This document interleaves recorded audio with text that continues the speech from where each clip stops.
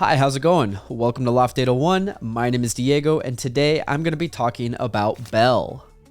It is a Japanese animated adaptation of Beauty and the Beast and was released in the USA on January 14th, 2022. It is a very pretty animation directed by Mamoru Hosoda. I am so sorry if I butchered that. I hope I didn't. Now, before I hop in, you know my spiel. Please take a second to like and subscribe and hit the notification bell. It is super duper appreciated. Thank you so much. Keep in mind, this review will contain some very heavy spoilers, so continue at your own risk. Also, if there's something that you want to see reviewed, don't forget to let me know by leaving a comment down below so I can get to it.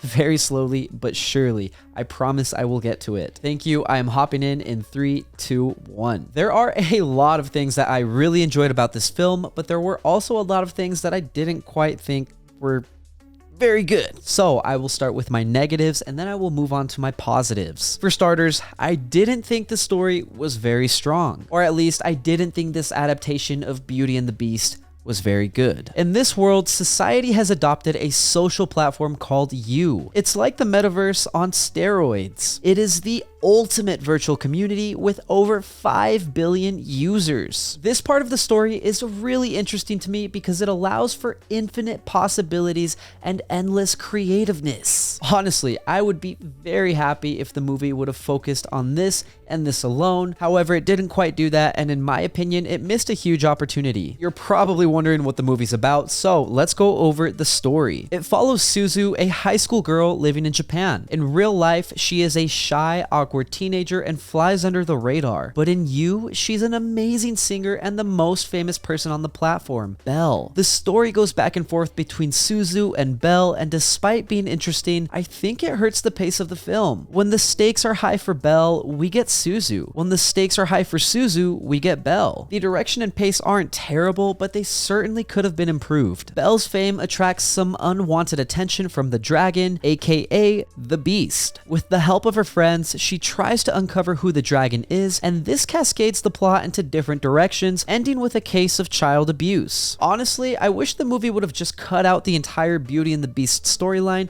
and just focused on the You. This movie felt like it was trying to be and do too much, so despite some emotional scenes, the story was hard to get invested in. On top of that, I've seen Beauty and the Beast multiple times. I don't really need to see another remake. I know what to expect, and so do you. There's no real element of surprise, and it's kind of unfortunate. To summarize all of that, the plot and direction were goodish at best. That concludes my complaints about this movie, but before we move on to things I loved about this movie, I have a quick disclaimer that I need to give. I stated this in my review of Your Name, but contrary to popular opinion, I loved dubbed animes. They sound so extra, and I really buy into that. In other words, what I'm trying to hint at is that I watched this movie in English. I know. Don't stone me to death. Please, don't stone me. Wait. To be fair, I did watch some of it in Japanese, but I just genuinely preferred the English voices instead. All of that said, I really enjoyed the voice acting. Kylie McNeil did great as Suzu and as Belle, especially as Belle. I loved her singing. You, Gales of Song, Swarms of Song, Lend Me Your Voice, and A Million Miles Away were all bops. On top of that, Manny Jacinto, Hunter Schafer, Jessica DeSico, and Brandon Engman were respectively good as Shinobu, Ruka, Hiroka, and Kamishin. Each character was unique, and I had a lot of fun listening to them. In addition to the voice acting, I love the animation. You is a sick digital world. I love the cyber whales, the castle, and the outlandish character designs. I also really love the digital feel of everything. If the metaverse ever gets to that level, I might have to hop on. I also really enjoyed the animation during the Suzu scenes. Animated Japan will never not be pretty, especially when it's raining. However, my favorite scene is at the end when everyone stops to admire the sky. Lastly, I really enjoyed the parallels between digital life on the You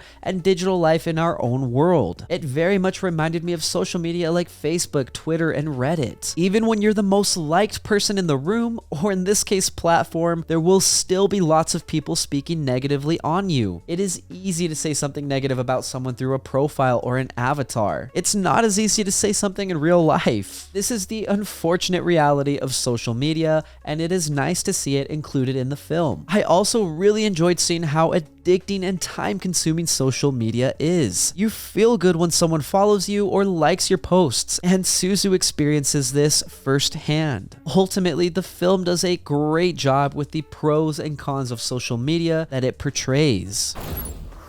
So, overall, I thought Belle was fun to watch. It isn't my favorite movie or my favorite anime, but it is definitely worth watching. I didn't find the plot and pacing to be very engaging because they were so familiar. While Beauty and the Beast is timeless, it has been told time and time again. Where the film really made up for a lot of its shortfalls was the soundtrack and animation. The characters and their voice acting were a lot of fun for me, and the concept of you intrigued me. Whenever I was getting bored, the themes in this film and the attention to little details helped bring me back into this movie. The pros and cons of social media helped me give this movie an 8.2 out of 10. I'm a bit optimistic in my rating, but if you like animated movies and you don't mind rewatching another retelling of Beauty and the Beast, then I highly recommend you watch this movie. It is stunningly and vibrantly animated, and there is a lot to enjoy.